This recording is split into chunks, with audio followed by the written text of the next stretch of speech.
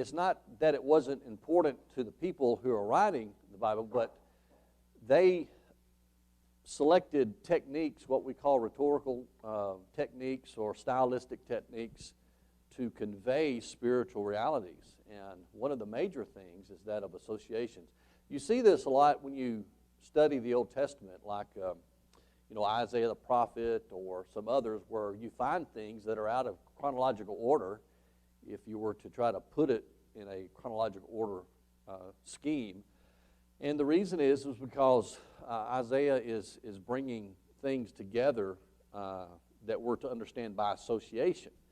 Mark does a lot of that. When we get to another section in Mark, you'll see that he pulls together a lot of parables on the kingdom after there's some narratives and stories that are told, and then we're sort of given the answer to what has previously been written in the meaning of the parables. And they're kind of grouped together. And so Mark has a different structure or scheme than we find in the other Gospels, though we find in the other Gospels some same material. That's why we call them the Synoptic Gospels. They follow the same basic outline, but they're each put together by inspiration differently in order to address the audience that they're writing for and to present Jesus in a fashion that can be readily accepted and understood by the audience that they're writing. And all of the Gospels, though they assert the death, burial, and resurrection of Jesus and all of those things, they are bringing to the forefront certain aspects of Jesus to kind of, if you please, give us the big picture of all the various facets of who he is. Like, for instance, Matthew is a Jewish gospel in that he quotes so much from the Old Testament. Every event is like, this is that which was spoken by the prophet. This is that. Every time Jesus does something, he fulfills a messianic prophecy or some Old Testament prophecy concerning his teaching or his life and conflict that happens. All of this is in sync with Old Testament Scripture. He's also presented as the new Moses. There's a lot of similarities in Matthew between what Moses did and what Jesus does. Moses ascends the mountain for the Ten Commandments. Jesus ascends a mountain, a hill, to give the Beatitudes, the Sermon on the Mount. You can divide Matthew up in basically 5 major discourses that represent probably what we know as the Pentateuch or the law from the Jews, the Torah. And so there's this presentation of Jesus as the prophet in the likeness of Moses, but one who exceeds him, one who represents the fullness of what Moses was to be in his day. He's a lawgiver. Anyone who doesn't obey him shall be utterly destroyed. So although there's similarities between Matthew and Mark in structure, in basic order per se, the message from Matthew is really different, rhetorically, presentation. And so each of the Gospels will use an event and emphasize certain things in that event that maybe another author will not emphasize. That's why when you sort of look at an event, you can get a fuller picture if you look at them all together. Then you find out, why did this author leave out this, okay? Or why did he add this to the narrative that the other author had? Well, the reason is that they're selecting that which is in the historical record and narrative for the benefit of their presentation. So they're emphasizing different things. And that's okay. It's not that Mark has to include everything that Matthew has to include in the same story that they tell. That's where a lot of people get off, I think, off the boat, because they assume, as a Westerner rightly would, I guess, have a narrative. Here it is, and so everyone who refers to that ought to have the same facts about it and the same chronology and have it, where they're identical. Well, they're not identical. And that's why some critics say there's errors in the Bible, discrepancy, because Mark might mention something that Matthew doesn't. And so, we got a problem. No, there's no problem. The same events being alluded to, but some things are being omitted by one author because it doesn't serve the purpose of the author's presentation of Jesus. Does that make sense? It doesn't mean that he's being dishonest. It just doesn't serve his purpose by inspiration. And so he's selecting those things that fill out what God wants him to present to the audience who are the original recipients, the readers, and ultimately to us. And we're the benefactors because we see all of the Gospels and we see this wonderful perspective of Jesus that's very complex. And he's king, he's prophet, he's lawgiver, he's suffering servant. All of those things represent who Jesus is. And so just to present one thing, Jesus is a lawgiver and has authority, doesn't represent his fullness. So we get a fuller picture. We get 4 witnesses, if you please, of who this Jesus is, who present aspects of him that are really challenging to us because it makes us kind of think about our lives and who this person is, who is identifying himself as the great I am, or the Lord, the sufferer, the one who is the Redeemer. All of these things are different aspects to the work and ministry and the character and personhood of Jesus. So that's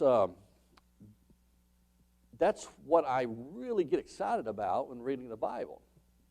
When we don't recognize these things, we tend to read Matthew, Mark, Luke, and John as if they're the same. We read verse to verse, and we don't contemplate or look at differences between them in order to understand why we have 3, and then what is the purpose of each of these Gospels. They're all independent within themselves as to purpose and lessons and things of that nature.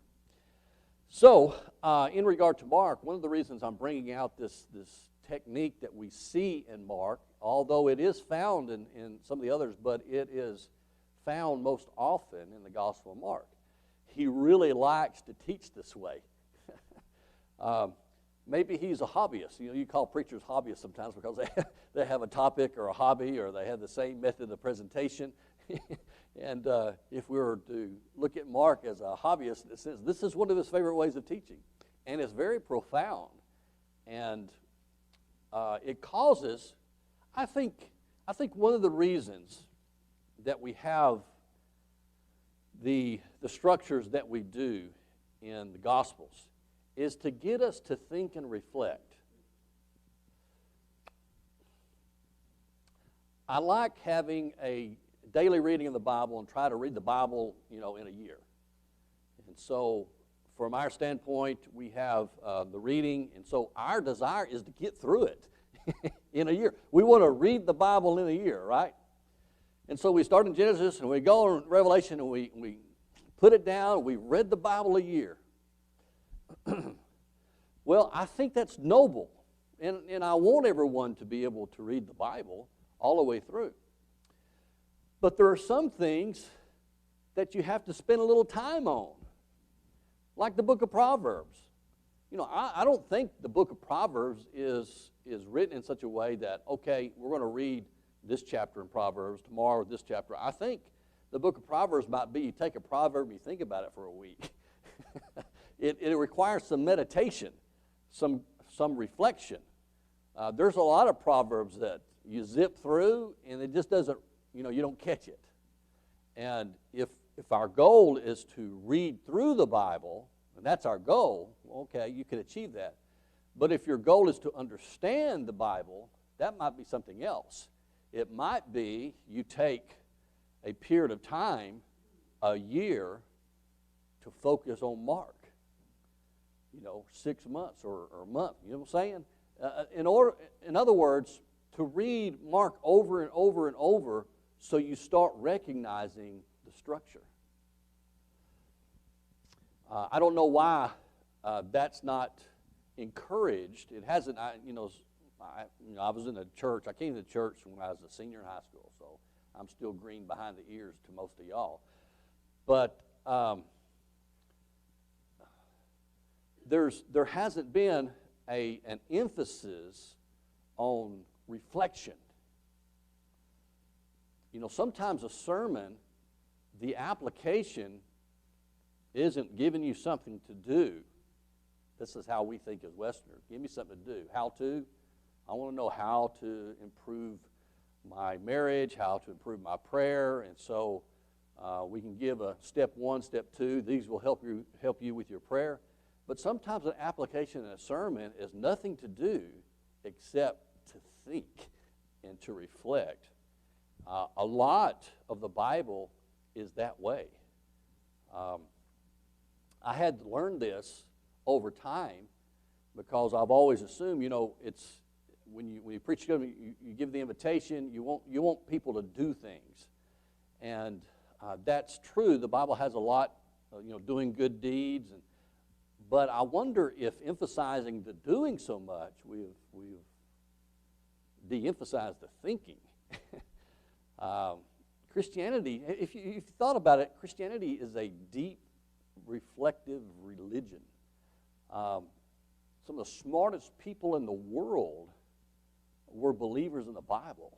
Einstein and others, it's for the Bible to capture those kinds of minds tells me that, there's a lot there to be thought about. Now, of course, we don't want to just be thinkers all the time. We want to do, so we got to have that balance. But we do emphasize the deeds more than the reflection. And in the presentation of Mark, there's periods in which Mark pauses in that deed-oriented. He's presenting Jesus as action-oriented, doing this, doing that, showing his power, and you get worn out. You have the word immediately that's used all the time. And then he stops and gives us a series of parables and some reflection time to think about what we just read and what the meaning is and how we're to understand that. So, to me, those are some of the most intriguing things to look at when you're reading the Bible. So, and I call the structure, you can call it stylistic, rhetorical, certain techniques. And when I mention techniques and rhetorical devices, I don't want you to get the impression that it's solely from man, that Mark's just being creative on his own, okay? I want you to understand that though these things are used, God is guiding the presentation of Jesus, but he's using the methods and the thoughts and the words that Mark knows and understands. It's really interesting. I might have brought this up, but Mark, his Greek is not very good. There's a lot of Greek grammar that's violated in Mark. And you say, well, what do you mean? There's error in the grammar? Does that mean there's error in the Bible? No, it's smart. It's like if I were to write, if God used me to write, he would use my abilities and things that I knew. And as you know, as I've given these outlines, sometimes I leave a word out or I misspell a word or something like that. That's not error of the Holy Spirit. That's God accommodating his message to all of us through the intelligence and the ability of these writers. There's a hand-in-glove activity there that's sort of mysterious and interesting to think about. We discuss this a lot in hermeneutics. How can you have what's God and what's man, and how does it come together? Well, Jesus Christ is the perfect example. You have God, man. but he's perfect as both. And so what some say are errors of the Bible are not errors of the Bible. They're the stylistic and the abilities of the writer. And there needs to be a little bit closer look at things than to just say, oh, look, he violated, he misspelled this word. Well, that's not a slap against inspiration. You remember, you've heard of Koine Greek. It's what it refers to as the vulgar Greek. They use the Latin. The Latin Vulgate is in the language or the Latin of the people, and it was referred to as vulgar. Our English word vulgar has a different connotation to it, but it meant common. And the way some of you talk is not according to the English grammar. The way that some of you text on the phone does not in any way look like English grammar proper, and even spelling of words. Okay? So you could say that's vulgar English, Koine English. You see what I'm saying? And we have to recognize that and realize that this is very interesting how God works within the abilities of those writers to present who Jesus is. So let's look at this narrative here. We have the outer story is interesting. I want to read the outer story first and then go into the inner story. And I want us to pick out, you'll see some associations. The reason we know that these are together is it's so obvious, the associations that are put. So we have, when Jesus had crossed over again in the boat to the other side, a large crowd gathered around him, and so he stayed by the seashore. One of the synagogue officials named Jairus came up, and on seeing him fell at his feet and implored him earnestly, saying, "My little daughter is at the point of death. Come and lay your hands on her so that she will get well and live." And he went off with him, and a large crowd was following him and pressing in on him. Now drop down to verse 35. While he was still speaking, they came from the house of the synagogue official, saying, "Your daughter has died. Why trouble the teacher anymore?" But Jesus, overhearing what was being spoken, said to the synagogue official, "Do not be afraid any longer. Only believe." And he followed no one to the synagogue. He followed no one accompanying him except Peter and James and John, the brother of James. They came to the house of the synagogue official, and he saw a commotion and people loudly weeping and wailing. And entering in, he said to them, "Why make a commotion and weep? The child has not died, but is asleep." They began laughing at him. But putting them all out, he took along the child's father and mother and his own companions and entered the room where the child was. Taking the child by the hand, he said to her, "Talitha cum," which translated means, "Little girl, I say to you, get up." Immediately the girl got up, began to walk, for she was 12 years old, and immediately they were completely astounded. And he gave them strict orders that no one should know about this, and he said that something should be given to her to eat. Now that's the outward story. Now if we didn't have the inward story, we would just have this narrative. Okay? So we cut away midway in the outer story to see what happens with a woman who is in bad shape. And you begin asking the question, what I want to do is I want you to see what are the associations of the inner story and outer story. But the bigger question is,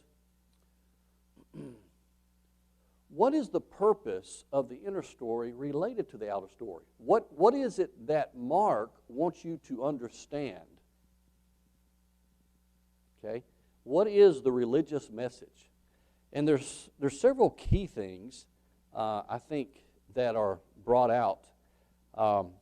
And so, let's read verse 25 and following. So after the Lord was following him and pressing on him, there's a large crowd pressing on him, a woman who had a hemorrhage for 12 years. Now, we already read the outer story, right?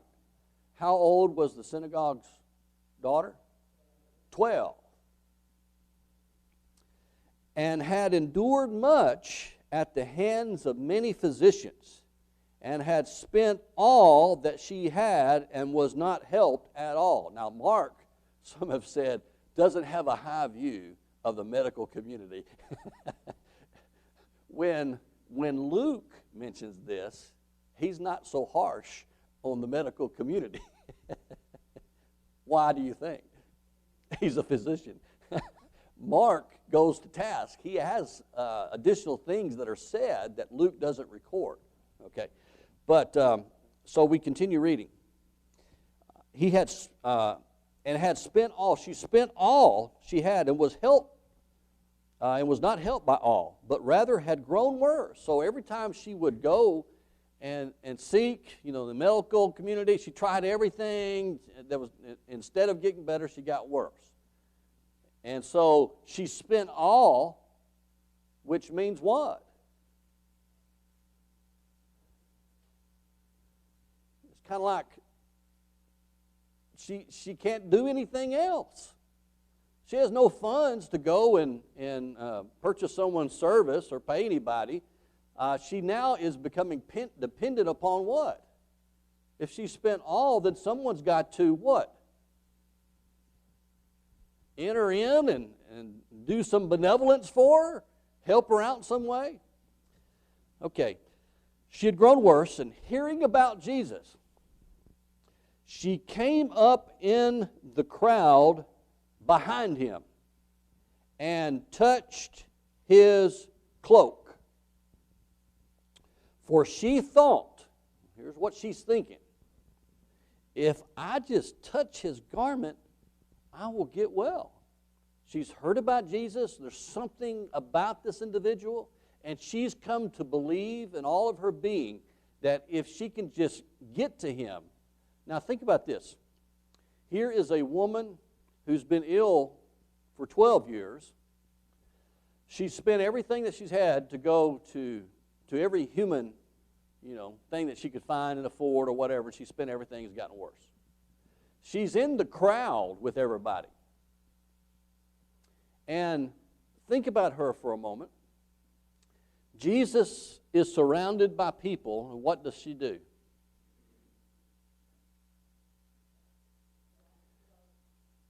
Okay, she touches him, but that tells us what? What does that imply? Yeah, even backing up from that, just from a purely spatial thing. What does she have to do before she touches the cloak of Jesus? She got to get near him, right? So he's surrounded by gobs of people, and what's she doing?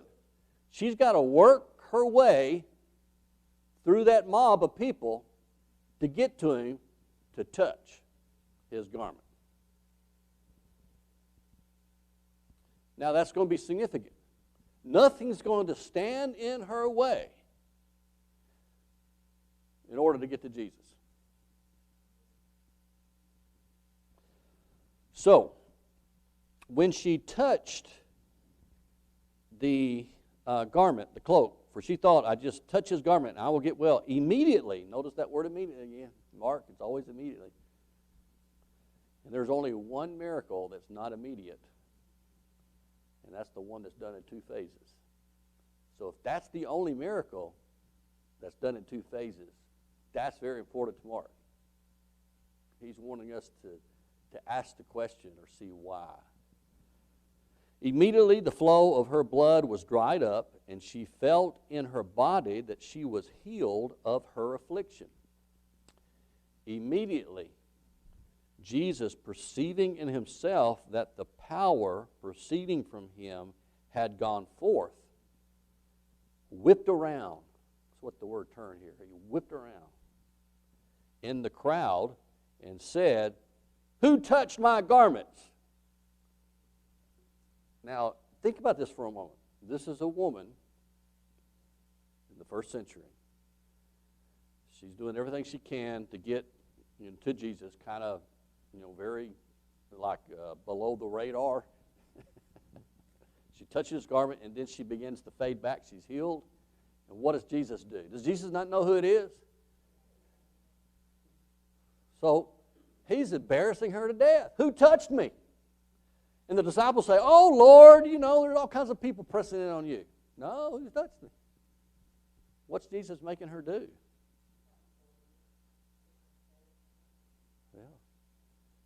Yeah. Let's look at it some more. For he'd gone forth, turning around in the crowd, and said, who touched my garments? And his disciples said to him, you see the crowd pressing on you, and you say, who touched me? They always thought these were a little bit crazy in the head, They're always rebuking him or saying stuff.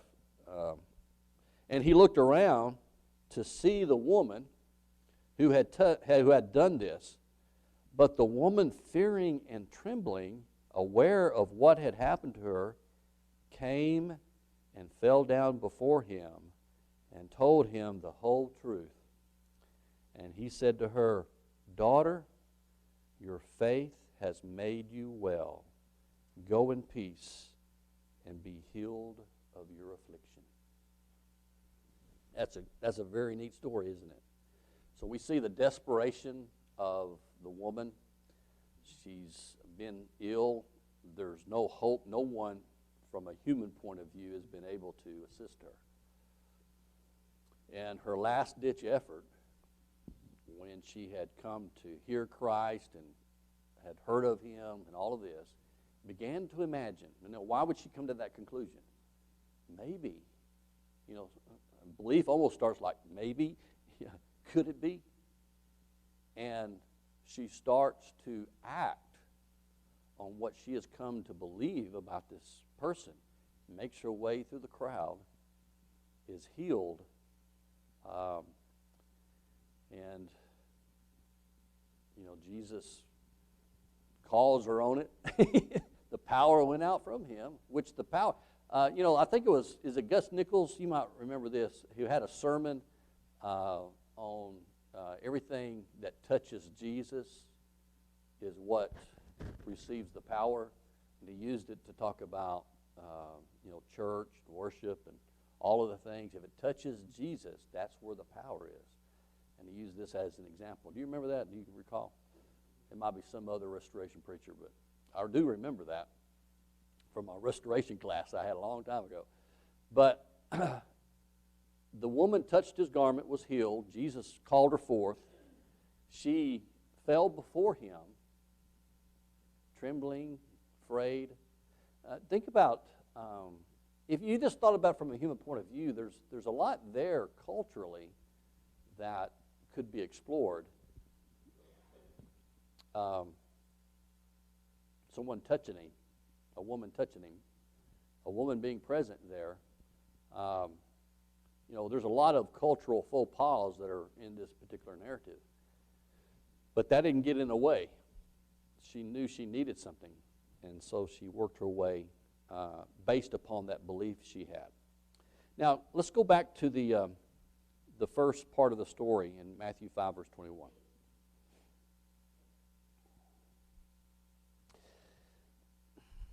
The synagogue official named Jairus came up and, seeing him, fell at his feet and implored him earnestly, saying, my little daughter is at the point of death.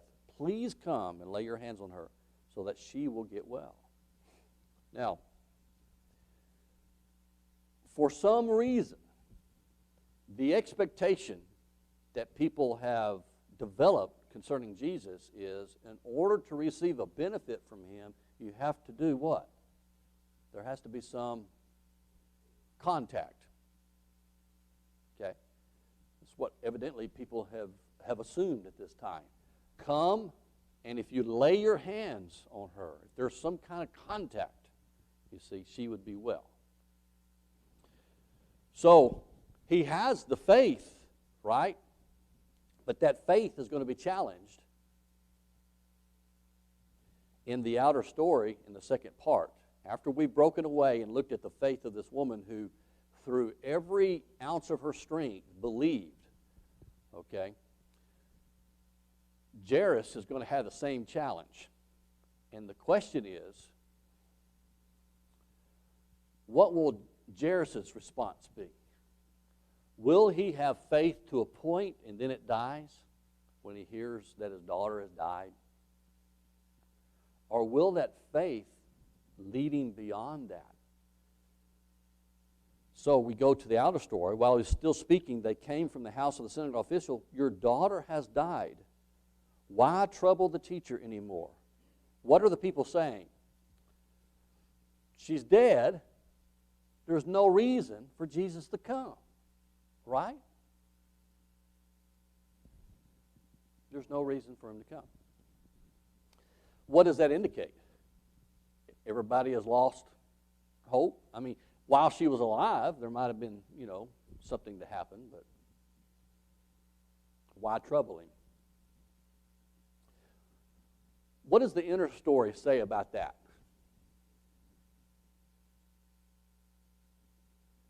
When you look at the association of the woman, what is that inner story saying to Jairus and to us?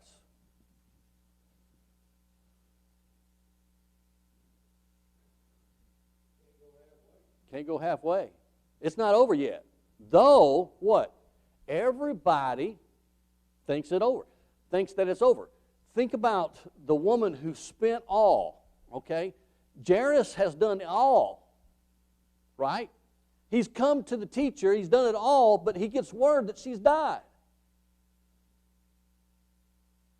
So from the everything that he's done all, and she's died, what else is there for him to do?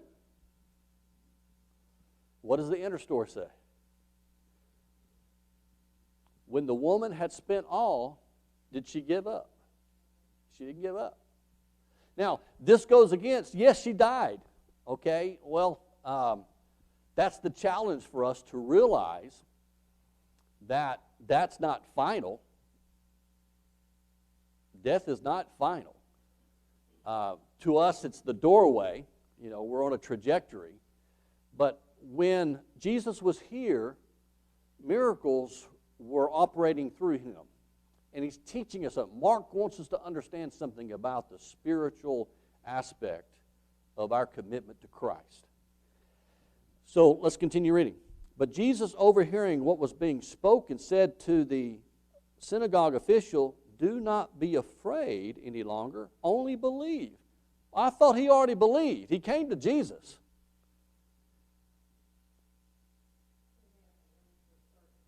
Believed to a certain point, but in his mind, he's still, she's dead. Only believe. The inner story, in my judgment, and you have to weigh this out, is the answer or a picture of what it means to believe. What are you going to say?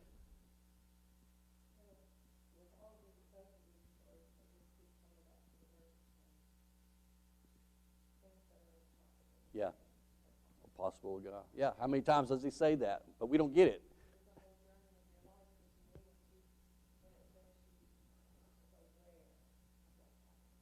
Yeah. Yeah. Mm-hmm. Yeah. Which is, I think, the essence of what that story is all about. Here you have a picture of faith. If you were to say, okay, Brother Gleaves, what's faith?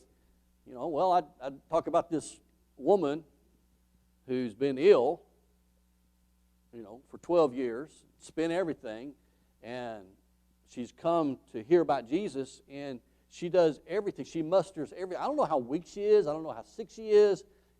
I just can imagine. But she musters everything together to get out there through the crowd to touch him. And the power of Jesus leaves him and heals her. The question is Jairus going to do the same thing in a different circumstance? See, it's the association of the idea. What's faith? Is Jairus going to have faith? Only believe, Jesus says. Only believe. Only believe what? He's already illustrated belief by coming to him. Hey, I got a sick daughter who's 12 years old. And I know that if you come and lay your hands on her and you can stop the sickness, eradicate it. And so now he hears that his daughter has died. So that tests the faith, or at least helps us to understand what faith is. People say, don't trouble the teacher anymore. You know, maybe when she was alive, Jesus could help her. He's shown that, but raising from the dead, you know, it's just, they wouldn't contemplate that. So Jesus tells Jairus, only believe. Do you believe? He's already illustrated belief. What's Jesus calling him to do? What Winnie said, trust the impossible, which is possible with me. Only believe. So let's continue. And he allowed no one to come or accompany him except Peter and James and John. That's the trio there. Sometimes you get an inside opportunity to be fly on the walls to see some amazing things to teach them. They came to the house of the synagogue official, and he saw a commotion, people loudly weeping and wailing. And entering in, he said to them, why make a commotion and weep? Doesn't that seem out of place? Have you ever done that, David, gone into a funeral home or whatever, said, why are you guys all sad and everything? You know, go to someone's sick bed and said, you know, why are you acting this way? Man, that would be the height of what? Insensitivity? Wouldn't do that. And this is a celebration. You know, we had a funeral yesterday. And at funerals, everybody is very somber and all that. Jesus comes to where everybody, the commotion is going on. He knows what he's going to do. And so based upon that, he asks a question. What's going on around here? And how does the mob or the people respond? The child has not died, he said, but is asleep. And they began laughing at him. That shows you the professional wailers that sometimes accompany how you can go from wailing and crying all of a sudden laughing. Makes you wonder about the sincerity of the mourners and wailers that you often see in the first century. They start laughing at him. But putting them all out, he took along the child's father and his mother and his companions and entered the room where the child was. Taking the child by the hand, he said to her, Talitha kum, arise. Immediately the girl got up and began to walk. So what's Jesus teaching Jairus? And through Jairus, he's teaching us. What is it about faith that he wants you to know? Huh? Well, let me ask this. How would you define or describe faith? What are the components of faith? You know, sometimes we only say faith is obedience. Well, that's a part of faith. I think faith is a lot more than that. It includes obedience, right? What's a part of faith? What does this tell us about what faith is?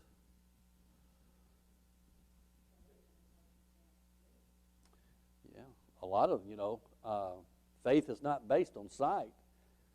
It's based upon faith comes by hearing, and hearing by the Word of God. Who are we going to listen to? There's a lot of people that are saying, don't trouble the teacher. Don't trouble. She's dead. She's dead. Now, if we convert that into our society today, there's a lot of people saying, don't trouble yourself with Christianity, with God. And all that. Don't trouble yourself. Grow up. Right? So there's a challenge, and a lot of Christians, a lot of people in the church begin listening to the wrong voice. And they get all confused, start having doubts, and they're listening to the world, don't trouble the teacher anymore. It leads to despair, disillusionment, and finally, they're gone. That's sad. What is faith calling us to do? Who's the voice you listen to, folks? Christ. Who's telling you the truth? Christ is.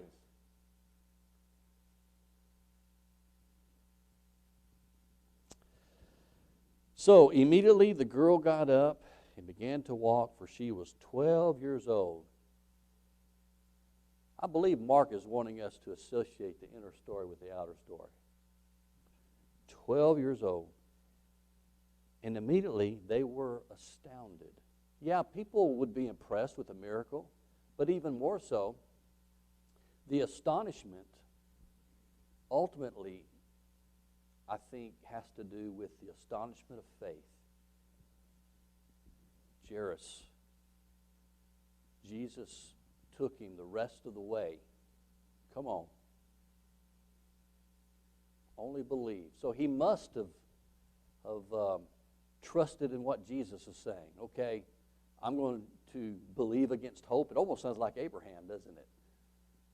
Abraham offering his son on Mount Sinai, offering Isaac.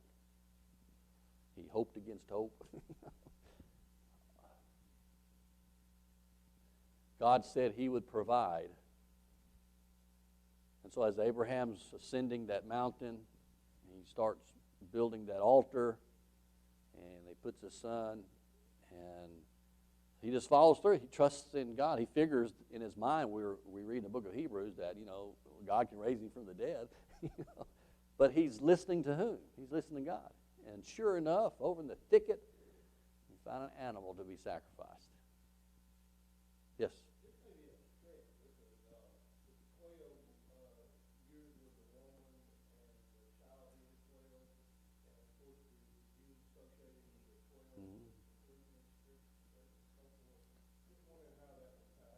Yeah, that's a good thing to explore.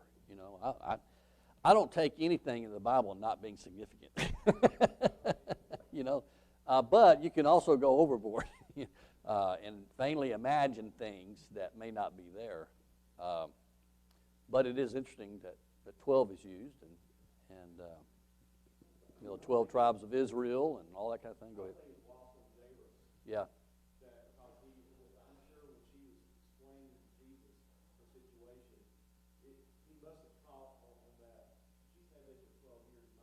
Yeah.